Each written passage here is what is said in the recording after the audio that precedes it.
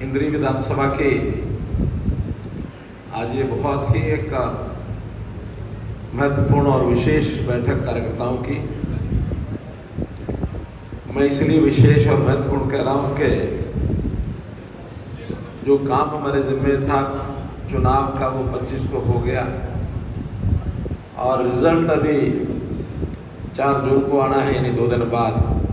तो बीच में 7 दिन का समय कार्यकर्ता भी कहता है कि लो जी इतने दिनों तो 2-2.5 महीने से लगातार लड़ाई है, ये 5-7 दिन का समय था, थोड़ा इसमें तो आराम करने देते, इसमें बुला लिया। तो इसलिए हर बैठक में कोई ना कोई विषय रहता है, चाहे वो मैं जब संगठन मंत्री होता था तब भी कुछ ना कुछ काम की बात सोच के आते थे, और जब मुख्यमंत्री इस नाते से रहा तो कुछ ना कुछ घोषणाएं करनी होंगी, कुछ लोगों की डिमांड से उस पर चर्चा करनी होगी, कुछ नीतियाँ, कुछ अपनी उपलब्धियाँ। लेकिन इस समय कोई विषय सोच के आए नहीं। अगर कोई एक विषय था तो वो सिर्फ एक ही था कि कार्यकर्ताओं ने इतनी जो मेहनत की कंधे से कंधा मिलाकर इतनी गर्मी में, तो क्यों ना एक बार बीच में जाकर मिला जाए और उनका धन्यवाद, उनका आभार प्रकट किया जाए। विषय केवल इतना ही था। अब इस अवसर पर स्वाभाविक है जब आएंगे तो अपने सब प्रमुख कार्यकर्ता नेता सब साथ होंगे ही, क्योंकि सबका मिलना जुलना हो जाएगा। इस नाते से हमारे बीच में हमारे वर्तमान सांसद, वर्तमान पर जोर लगा रहा होता है क्योंकि विषय स्वयं वो बता चुके हैं, लेकिन बड़ी टेक्निकल सी बात है। कुछ को लगता है कि ठीक है नया चुनाव हो गया तो सांसद पिछले तो गए, कुछ को लगता है कि 4 जून को नया रिजल्ट आ जाएगा उसके बाद तक सांसद है, उसके बाद तो नहीं होंगे। लेकिन आपकी जानकारी के लिए हमारे संजय जी 17 जून तक सांसद रहेंगे, 17 जून तक। अभी बड़ी टेक्निकल सी बात है। टेक्निकल ये है कि चुनाव होता है, चुनाव के बाद परिणाम निकलता है, परिणाम के बाद जब तक लोकसभा की नोटिफिकेशन नहीं होता तब तक सांसद का कार्यकाल शुरू नहीं होता। और जो पिछली बार का नोटिफिकेशन हुआ 2019 में वो 17 जून को हुआ था, भले ही रिजल्ट 23 मई को आ गया था। 23 मई के 17 जून के बीच में सांसदों का एक प्रकार से वो सांसद इलेक्टेड सांसद तो हो गया, लेकिन औपचारिक रूप से सांसद नहीं है। वो ओथ होती है, संसद का गठन होता है, तब कार्यकाल शुरू होता है। हाँ, हर बार नोटिफिकेशन अलग होता है। तो इस बार 17 जून या उससे पहले कभी भी हो सकता है, क्योंकि अभी तो 4 को परिणाम आएगा, 4 के बाद 17 तक 12-13 दिन है। 17 तक जरूर होना चाहिए, क्योंकि 17 के बाद अगर संसद का गठन नहीं रहा तो फिर संवैधानिक तौर पर संसद जरूर रहती है, अन्यथा राष्ट्रपति शासन लगता है। तो इसलिए 17 या उससे पहले 2 दिन, 15-14, जिस दिन नया नोटिफिकेशन होगा उस दिन तक संजय भाई हमारे सांसद रहेंगे। ये हमारे वर्तमान सांसद हैं। ऐसे ही हमारे इस पूरी लोकसभा का जो संचालन जिन्होंने बहुत बखूबी हर बारीक से बारीक चीज़, चाहे वो विधानसभा के संयोजक हैं, हमारे विधायक हैं, हमारे जिलाध्यक्ष दोनों हैं, या अन्य प्रमुख कार्यकर्ताओं से तालमेल बिठा करके, हरिंद्र कल्याण जी विधायक हमारे घरौंडा के, संयोजक हमारे लोकसभा के, बहुत ही सुचारू ढंग से पूरा ये अभियान चलाया।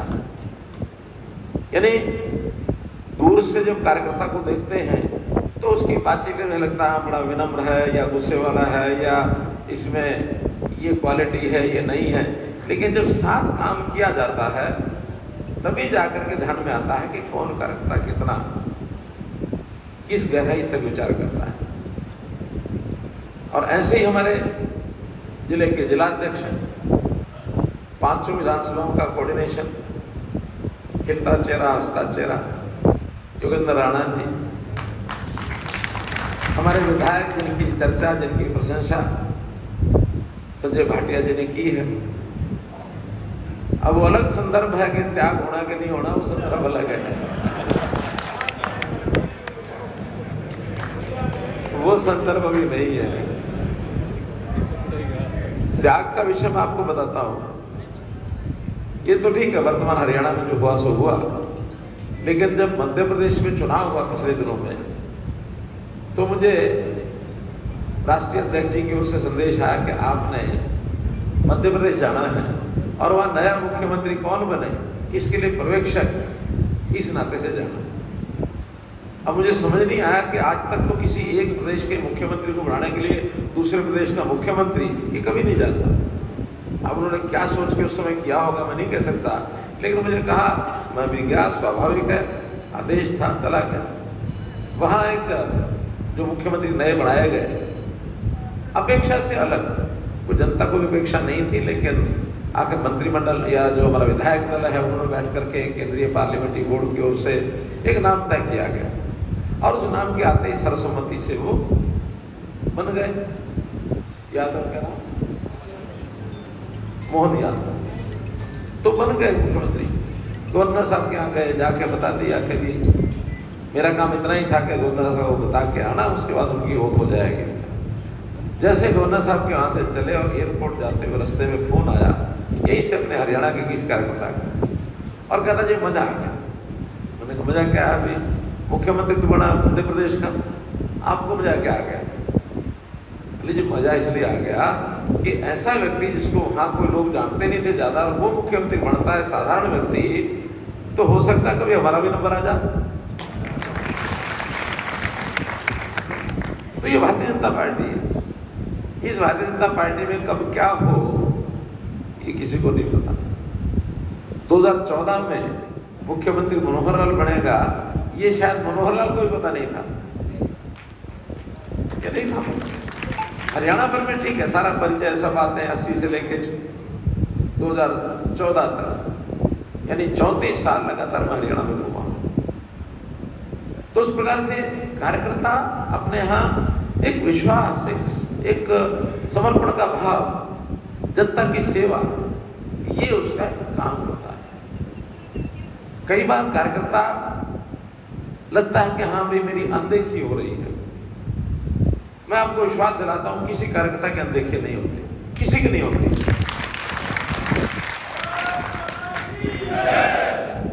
बल्कि मैं तो यहां तक कहता हूं कि इस चुनाव अभियान में बहुत लोग नए भी आए, पार्टी दूसरी पार्टियों से आए, कोई कांग्रेस से आया, कोई जेजेपी से आया, कोई आम आदमी से आया।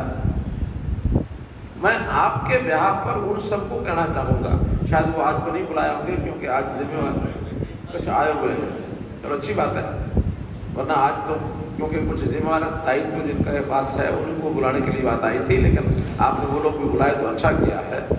हम सब मिल करके इस बात का आश्वासन उन लोगों को भी देते हैं कि यह नए पुराने का विषय नहीं होता, या तो कौन किस संस्कार से, किस समर्पण भाव से काम करता है, कितना उसके अंदर क्षमता, योग्यता, काम करने की कुवत, इसको नापा जाता है, उसको नापा जाता है। या किसी से कोई, कबीर जी का दुआ है ना, कबीरा खड़ा बाजार में सबकी मांगे है, ना का उससे दोस्ती ना का उससे प्यार। ये भारतीय जनता पार्टी मिलेगी, यहाँ कोई रिश्तेदारी नहीं चलती है, यहाँ बहुत बड़ा प्रेम नहीं चलता है। मैं तो जी विधायक जी का बड़ा प्रेमी हूँ, संजय जी का बड़ा साथ बैठने वाला हूँ, सीएम साहब का तो बड़ा मुँह लगा नजदीकी हूँ। हो सकता कुछ लोग नजदीक हों, लेकिन कार्यकर्ता कैसा है उस कार्यकर्ता के हिसाब से उस कार्यकर्ता को काम मिलता है, उस समय मर्सीलेसली सोचते हैं। तो मेरा इतना ही कहना है कि भारतीय जनता पार्टी की संस्कृति है, नए लोगों को भी उतना ही सम्मान मिलता है जितना पुराने लोगों को सम्मान मिलता है। कहीं ऐसा नहीं है, ना पीछे छोड़ते ना कोई सबसे आगे बढ़ाते हैं। तो इन कार्यकर्ताओं के प्रति सम्मान का भाव रखते हुए हमारे बीच में हमारे और भी अन्य कार्यकर्ता सब बैठे हैं, मंच पर बैठे हुए सभी हमारे मंडल अध्यक्ष हैं, हमारे भारतभूषण जुआल हैं। तो ऐसे सब आप सब कार्यकर्ताओं समेत जो चुनाव के दिनों अनुभव आया वो जरूर मैं साझा करना चाहूँगा। लंबा चुनाव था, पहली बात तो ये है कि छठे चरण का चुनाव था। पहले चरण वालों को तो एक शायद संभलने का मौका भी नहीं मिला, उनका चुनाव हो गया। चुनाव की परसेंटेज भी काफ़ी कम थी पहले चरण में, फिर दूसरे, तीसरे, चौथे में बढ़ते बढ़ते तीसरा यानी चौथा चरण जो था उसमें एक आइडियल समय हो जाता है, 1 महीने के अंदर चुनाव हो गया, सब हो गया। लेकिन 5वां, 6वां, 7वां, 2, सवा 2, ढाई महीने चुनाव की घोषणा हुई थी शायद 16 मार्च को और 7वां चरण हुआ 1 जून को, यही ना। मार्च 15 दिन चले गए, अप्रैल के चले गए, मई के चले गए, 2.5 महीने, बहुत लंबा। और फिर खास करके साथ में गर्मी का पसीना। यानी मैं 3 बार 4 बार कार्यकर्ताओं का नजदीक उस समय गया। एक तो रोड शो जब थी, रोड शो जहां हमने शुरू में पहले दिन 4 बजे के रोड शो किए, मुझे ये लगा कि 4 बजे तो कार्यकर्ताओं के साथ, जनता के साथ सब अन्याय है, क्योंकि खुली धूप में सभी लोग थे, बाहर खड़े होते थे, हमारे रथ में चलने वाले लोग भी, मीडिया के लोग भी। उसको फिर हमने 5 बजे किया। 16 यात्राएं की हैं पूरे लोकसभा में और उनमें लगभग 250 से 300 गांव के लोग उसमें मिले। इसी प्रकार जब चुनाव का दिन था 25 तारीख को भी 9 की 9 विधानसभाओं में मेरा जाना हुआ और लगभग 30 से 35 बूथों में समय में हो गया है। बाहर टेबल पर जो लोग बैठे होते थे, गर्मी का समय, 11 बजे 12 बजे भी खूब गर्मी थी, 3 बजे तो भयंकर गर्मी थी। उस समय हमारा कार्यकर्ता जब बाहर बैठा है, उत्साह से, उमंग से, कहीं निराशा नहीं। और उसको ज़्यादा उत्साह और उमंग तब आई जब पड़ोस वालों के टेबल पर कोई आदमी नहीं था, कोई दिखता नहीं था। एक आदमी बैठा भी था तो बच्चों को लेके बैठा था। एक जगह का तो बड़ा मजा आया सुन करके मुझे भी, कि अपने कार्यकर्ताओं ने बताया कि हाँ, हमारे यहाँ तो चाय की, भोजन की, इसकी व्यवस्था जो भी कुछ, चाहे लोकल लेवल पर कर लेते हैं, चाहे शहर के हिसाब से इकट्ठा बनवा लेते हैं, चाहे जो भी घरों से बन गया जो है उसकी चिंता कर लेते हैं। लेकिन वो कांग्रेस के टेबल पर ना तो चाय किसी ने पूछी सुबह, ना उनके यहाँ दोपहर किसी ने भोजन पूछा। शाम को 3 बजे, 3 नहीं, जब अपना भोजन हो रहा था 1-2 बजे जब भी रहा होगा, तो हमारे कार्यकर्ताओं को लगा कि मैं अकेला बैठा, चलो बुला लो उसको बुला लिया। आखिर एक ही गाँव है, एक ही बूथ है, जानकारियाँ तो होती हैं। बैठे इकट्ठे भोजन कर लिया, भोजन करके वो अपनी टेबल पर चले गए। 3 बजे वो कहता, देखो मारे वाला तो ना तो चाय पूछी ना खाना पूछा, थारा मैंने खाना खाया, अगर नमक खा लिया, मेरा मन करे कि वोट भी था मैंने दे दो। कुल मिलाकर के एक उत्साह, उमंग, अलग अलग अनुभव, सीखने को बहुत कुछ मिलता। खास करके जो पहली बार चुनाव की व्यवस्था में लगते हैं उनको बहुत अनुभव आता है, और वो भी जो दूसरी पार्टी में कुछ देख के आए हैं वो यहाँ के लगते हैं। कल की स्टेटमेंट एक अशोक तंवर का, चुनाव लड़े हैं, अब परिणाम क्या होगा भगवान जाने, लेकिन उन्होंने कमेंट किया एक सभा में, कह लगे भारतीय जनता पार्टी में इतना आपस में स्नेह, प्यार, अनुशासन, समयबद्धता और जो काम की जिम्मेदारी थी उस काम को जिम्मेदारी समर्पण भाव से करना, ये मैं भारतीय जनता पार्टी में देख रहा हूँ। कांग्रेस तो दूर दूर तक इसके नजदीक नहीं है। तो उन्होंने तो कांग्रेस के घाट का पानी पिया, आम आदमी के घाट का पानी पिया। एक बार बीच में वो ममता की पार्टी में शायद चले गए थे, सॉरी वो मजा लिया था वो तो टीएमसी में, तो कई घाट का पानी पी के आए हैं। लेकिन अब वो कहते हैं मैं पक्के घाट पर आज अब यहाँ से नहीं जाऊंगा कहीं। तो मित्रों, कुल मिलाकर के अनुभव चाहे प्रचार के हो, चाहे चुनाव से पहले दिन के हों, चाहे चुनाव वाले दिन के हों, चाहे गिनती वाले दिन के हों, ये बहुत नए अनुभव आते हैं। और इन अनुभवों का उपयोग हमको इस चुनाव में तो लाभ हुआ ही हुआ, आगे भी लगातार चुनाव में हमको करते रहना है, आगे भी करते रहना। बल्कि हम जानते हैं कि अक्टूबर से पहले पहले कभी भी विधानसभा के चुनाव हो जाएंगे, मैक्सिमम में 4 महीने, तो जून, जुलाई, अगस्त, सितंबर, ये मैक्सिमम 4 महीने, उससे पहले भी हो सकते हैं। तो मेरा इतना ही कहना है कि हम भारतीय जनता पार्टी के कर्मठ कार्यकर्ता जो हैं, एक ही निवेदन है कि जो पसीना बहाया है, पसीना जो अब चल रहा है, इस पसीने को सूखने मत देना विधानसभा के चुनाव।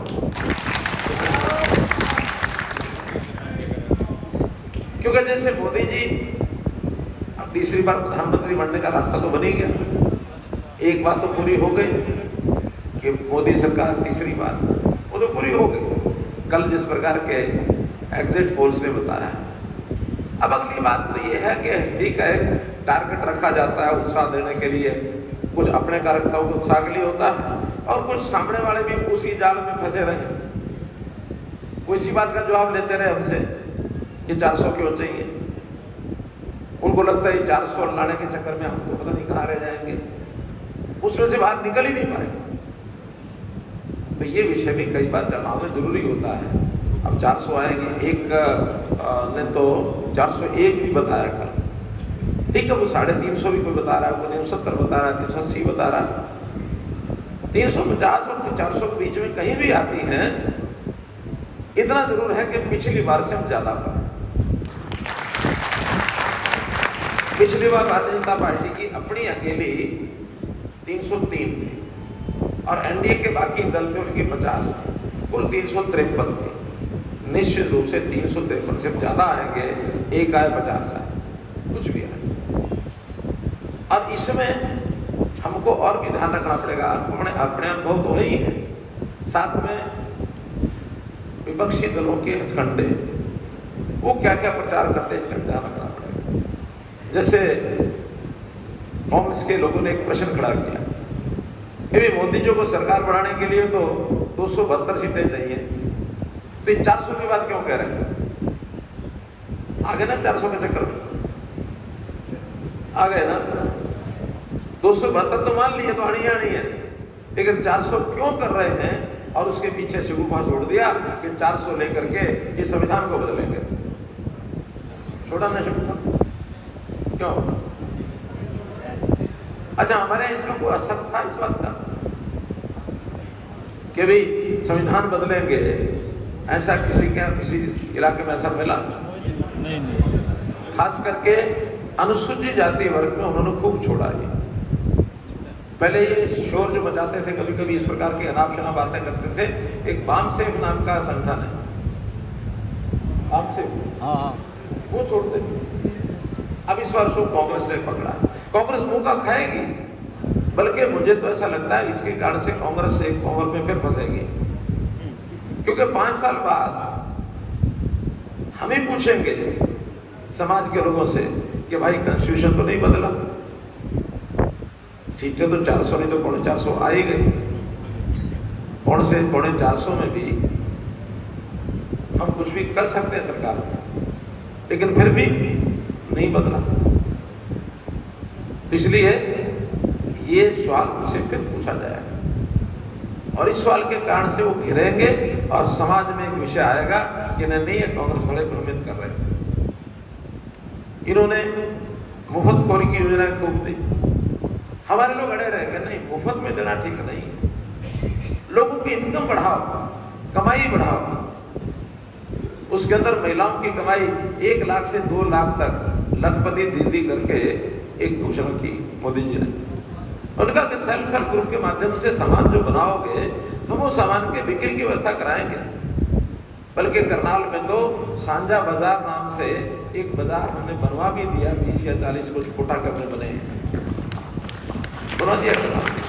हमारी सेल्फ हेल्प ग्रुप की महिलाएं जो कुछ अपना उत्पाद करती हैं, उत्पादन जो उनका होता सामान का, वहाँ बुकिंग कराएं, महीने में 1 दिन 2 दिन 3 दिन जितना चाहिए, एक थोड़ा सा किराया रखा हुआ उसका, अपना माल लेके जाएं, वहाँ बेचें, क्योंकि शहरों के अंदर मार्केट में इस प्रकार के सामान मिलते नहीं और सस्ते मिलते नहीं, और उनकी इनकम अच्छी हो जाती है। हाथ से बनी हुई चीज़ें हैं, कहीं खिलौने हैं, कहीं कढ़ाई है, कहीं सिलाई है, कहीं और इस प्रकार के कपड़े की चीज़ें, कहीं खाने की चीज़ें बनाते हैं, कोई अच्छे प्रकार का कोई मुरब्बे हैं, अचार हैं, ऐसी सेल्फ हेल्प ग्रुप की ट्रेनिंग होती है।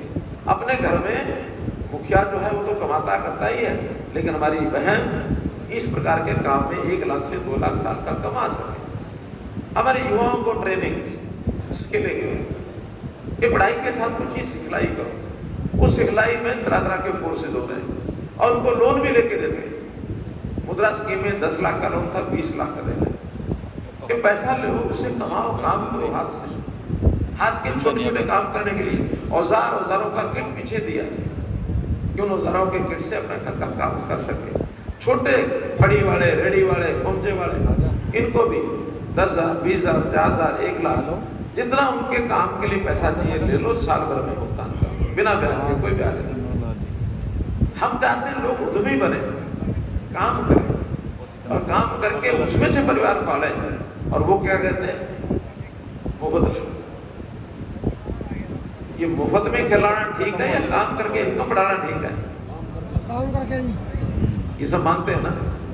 अब ये बात जैसे हम सब मानते हैं, लोग भी मानते हैं, तो लोगों को ये बताना पड़ेगा कोई भी परिवार, कोई देश, कोई प्रदेश मुफ्त से आगे बढ़ नहीं सकता। बल्कि हमारे यहाँ तो स्वाभिमान कैसा होता है, मैंने अपने भाषणों में भी कहा कि अगर दो आदमी आपस में झगड़ते हैं ना, और जब क्लाइमैक्स आ जाता झगड़े का, तो एक वाक्य बोलता हूँ कि जा जा, तेरे बाप का दिया नहीं खाता, अपना खाता हूँ। कहता कि नहीं कहता? यानी किसी दूसरे के दिए पर पलना वो उसकी इज्जत को कम करता है। हाँ, किसी भी व्यक्ति को, किसी परिवार को मुख्य धारा में लाने के लिए उसका सहयोग करना ये सरकार का काम होता है। उसमें सब्सिडीज बहुत होती है। भाई मकान की सब्सिडी देते हैं, मकान बनेगा 4 लाख का, 3 लाख का, 2 लाख का, जितना भी, उसमें इतना सरकार दे देगी, इतना आप लगा दो, ब्याज इसका छोड़ देंगे, कर्जे दिलवा देंगे, बाद में धीरे धीरे उसकी कमाई में से किस्तें करते रहो। अभी हमने आज अभी आचार संहिता खत्म नहीं हुई है, आचार संहिता 5 तारीख को खत्म हो जाएगी। 6 तारीख के बाद जितनी लंबी चीजें पड़ी हैं पिछले 2-3 महीने जिसकी तैयारी की है, वो सारी एक एक करके घोषणा करेंगे, ताकि अगले विधानसभा चुनाव से पहले काम हमने बहुत किए हैं विधानसभा यानी प्रदेश सरकार के, लेकिन उसमें से कई चीज लंबित रह गई। घोषणाएं हुई है, जैसे हमने एक घोषणा की थी हैप्पी योजना। क्या थी हैप्पी योजना पता? हैप्पी स्कीम क्या है? 1000 किलोमीटर बस पास प्रति व्यक्ति गरीब परिवार को 1000 किलोमीटर की फ्री यात्रा। और उसमें अभी 1 लाख कार्ड ही बंट पाए थे आचार संहिता से पहले। बाद में उन्होंने कहा कि परमिशन लेके बांटोगे। हमने कहा परमिशन क्या, हम 6 तारीख 7 तारीख के बाद बांटेंगे। 7 तारीख के बाद 10 लाख परिवारों को, 10 लाख लोगों को ये कार्ड और मिल जाएंगे। गरीब आदमी है, बस कर उसने यहाँ से करनाल जाना, यहाँ से कुरुक्षेत्र जाना, यहाँ से बहुत दूर नहीं जाना पड़ता गरीब आदमी, उसको अपने छोटे छोटे काम के लिए, या रिश्तेदारियाँ भी कोई गरीब परिवारों की बहुत दूर नहीं होती, नजदीक नजदीक होती है, तो उसका 1000 किलोमीटर में काम चल सकता है। फ्री ट्रैवलिंग, ऐसे विषय बहुत है बताने के लिए। कांग्रेस ने अफवाह फैलाई महंगाई। हमने काटा इस बात को कि महंगाई तो आपके समय में थी, 10 से 12% महंगाई होती थी हर साल। अभी वो आंकड़ा 5 से 6% है, और 5 से 6% है, लोएस्ट है। दूसरी बात, विकसित देश है, अमेरिका हो, रशिया हो, चाइना हो, इंग्लैंड हो, 3 से 4% महंगाई तो वहां भी होती है। अर्थशास्त्री कहते हैं 3 से 4% महंगाई हर देश की होनी ही चाहिए। अगर आप ये नहीं करोगे तो इसका देश की अर्थव्यवस्था पर नुकसान पहुंचेगा। अब उनकी थ्योरी है, क्या है मालूम नहीं, अर्थशास्त्री जानते हैं, लेकिन हर देश में होती है। आज हम अर्थव्यवस्था के नाते अगर दुनिया में आज 5वें स्थान पर आए हैं, तो इसलिए आए हैं कि हमारी अर्थव्यवस्था मजबूत इसलिए हुई है कि महंगाई कम हुई है। अगर जो सरकारी कर्मचारियों को एक आंकड़ा बताता हूँ, 2006 से 2016 मैक्सिमम, उसमें 9 साल कांग्रेस के रहे, उस समय डीए का रेट 125% हो गया था। अर्थात जो चीज 100 रुपए की थी 2006 में, वो 2016 आते आते 225 की हो गई थी। और वही 2016 के बाद आज 2024 8 साल हो गए हैं। इन 8 साल में 16 में जो चीज 100 रुपए की थी, आज 24 में वो 150 रुपए की, 50% डीए। आज 100 से 150, उस समय 100 से 225, अब 50 2 साल और ज्यादा 10 रुपए पर और बढ़ जाएंगे तो 62 हो जाएगा। वहां 125, आज 62 रुपए, एकदम आधा। अब ये आंकड़े हमको सबको दुनिया को बताना है कि कोई महंगाई नहीं है। ऐसे बहुत विषय गिनाए जा सकते हैं मित्रों। आज तो इसलिए कि हम आज इकट्ठे आए हैं, चुनाव में बहुत अच्छा काम किया, सब लोगों ने मेहनत की, घर घर गए, डोर टू डोर गए। हमने डोर टू डोर का डाटा मांगा। हमारे यहाँ करनाल के अंदर बहुत अच्छा अभियान चला डोर टू डोर जाने का। फिर भी अब अगले चुनाव के अंदर अगर कोई कमी होगी, चाहे वो पार्टी के पार्ट पर होगी, सरकार के पार्ट पर होगी या हम सब के पार्ट पर होगी, उसको फिर एक बार एनालिसिस करते हुए आगे बढ़ेंगे। चुनाव के विश्लेषण कई प्रकार के हो चुके हैं। अभी भी एक कागज हमारे राम कुमार कश्यप जी ये दिखा रहे थे मुझे कि हर बूथ का आकलन किया है कि इस बूथ पर कितने वोट पड़े, सबको ही पता है, लेकिन इसमें इतने बीजेपी के हैं, इतने कांग्रेस के हैं। ऐसे ही हमने जिला अध्यक्षों से भी पूछा, 2 दिन पहले बैठक थी, आप बताओ भी विधानसभा के अनुसार क्या अनुमान है। अपनी चुनाव प्रबंध समिति है प्रदेश की, उनसे पूछा।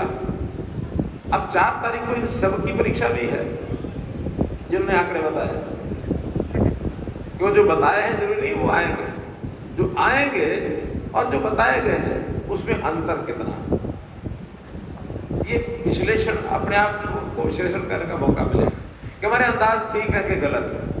हमने 400 बताए, अगर वो 410 या 390 तो ठीक है।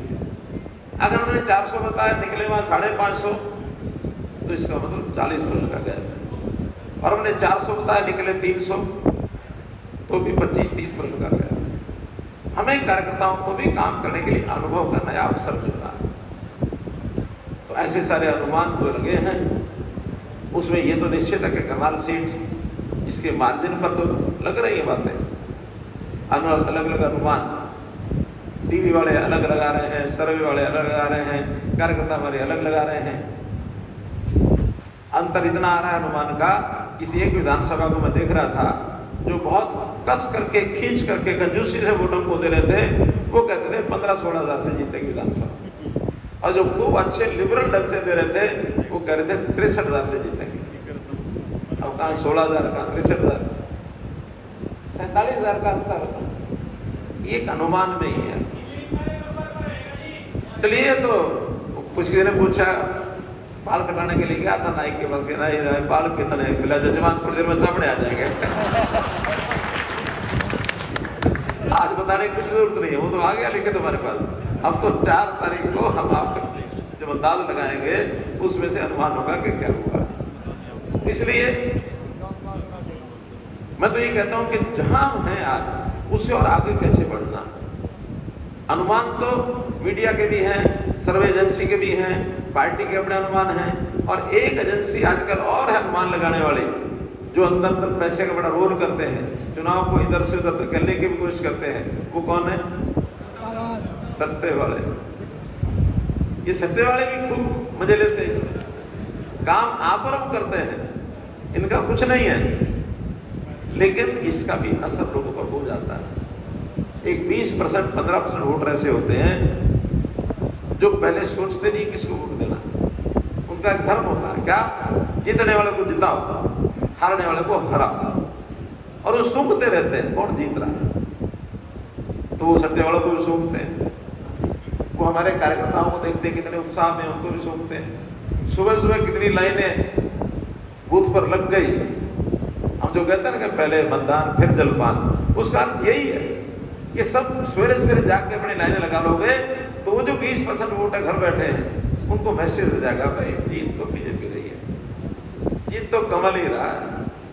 और ये जिस समय मन में आ गया वो कहते हैं फिर अपना वोट क्यों खराब करना, फिर इसी को दे आओ।